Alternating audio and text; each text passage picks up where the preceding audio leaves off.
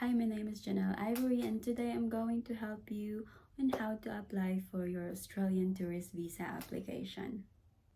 So what I'll mainly share in this video are just the evidence that you will attach at the very end of your application. So we're just gonna go through them one by one. Alright, so there are three parts of the tourist visa application. The first part of the application is the account creation. The second part is to complete the visa application form. In this part, you just have to complete various sections of the visa application form, and this will include your personal details again, your travel plans, your health, your character information, and other relevant details. But I won't go any further with this section, guys, as most of the questions are very self-explanatory. So we'll just go ahead and proceed to the third one. And the third part is attaching supporting documents. For me, guys, this is the most important part of the visa application, as this will improve your chances of obtaining the tourist visa successfully. So there are different sections in this part, and for you to understand them better, I will go through them one by one. The first section is the travel document, which is your passport bio page. But please ensure to scan the entire bio page of your passport, which includes your signature in it. So I'm gonna give you an example in here. So see and make sure it's a clear photo as well. And the second section, guys, is the passport photograph. It is just a 2x2 or a photo ID. I'm gonna show you a sample in here. And editing that is so easy by just using canva.com. And the third section is the family register. So the very first evidence that I've attached in this section is my birth certificate. So if you want to get yours, if you are in the Philippines, then you can just get it online through PSA Circulis or PSA Helpline. If you are within Metro Manila, you might get it on the next day. But if you are within regional areas like Leyte, where I was from, it might take a week or longer than that.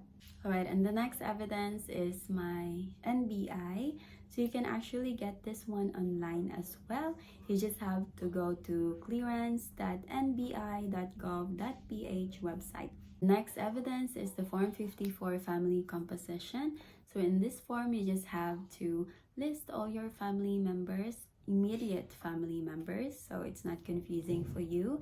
And you just have to provide their personal details such as their full names, their addresses, and more relevant details. And for it to be easier for you guys, you can just download this form by clicking the link below in the description box. Next is family pictures. So it is also important to provide Australian immigration and insight into your relationship with your family. And to do this, you just have to show them pictures of you with your family.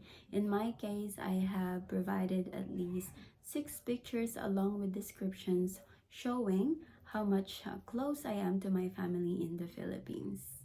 Alright, the third section is the evidence of planned tourism. So you can attach here your itinerary. Second is your two-way plane ticket, which is very optional. And the third one is your cover letter or GTE.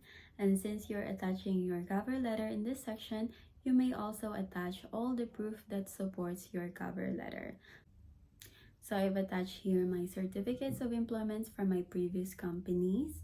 The second one is my income tax returns from my previous companies, my bachelor's degree, transcript of records, and also my enrollment form from CBRC, as I've stated in my cover letter that I'll be back in the Philippines for my teaching board exam.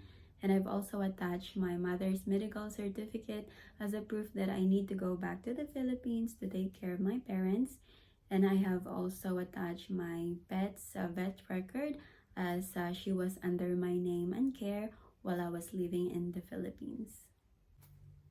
And the next section is the evidence of financial capacity. So I've attached here my bank certificate, my bank statement for the past 3 months, and my land title as well. But if you are unemployed like I was, you can actually ask support from your family member, similar to what I did. So I have submitted additional information which may be helpful for you as well. So I have submitted my father's land title for his coconut farm, his bank statement, his proof of ID, and notarized affidavit of support. I have also asked support from my sister, so I have attached her notarized affidavit of support, proof of ID, and also her bank statement. So the next section is the invitation from family and friends. So this is mainly your partner's section. So I have submitted here my partner's invitation letter in a statutory declaration form, my partner's bank statement for the past 3 months, pay slips for the past 3 months, his passport bio page as well, and the statutory declaration of his parents. So just a keynote, guys, when it comes to statutory declaration, just remind your partner and his parents that they need to use different wordings just to make sure that they're showing individual thoughts and honesty in the application. So immigration might need to look at that as well. So just be careful, and also don't forget to attach their proof of IDs as well.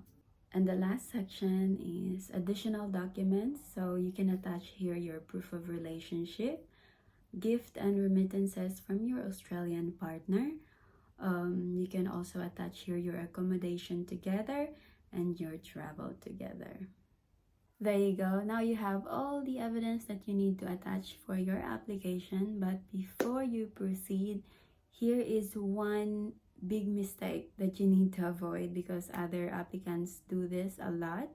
So you have to avoid saving all your files in one big file with a table of contents. So this will actually give our immigration officers a hard time in going through our application. So it is still best to save the documents individually and just make their file names more concise and specific.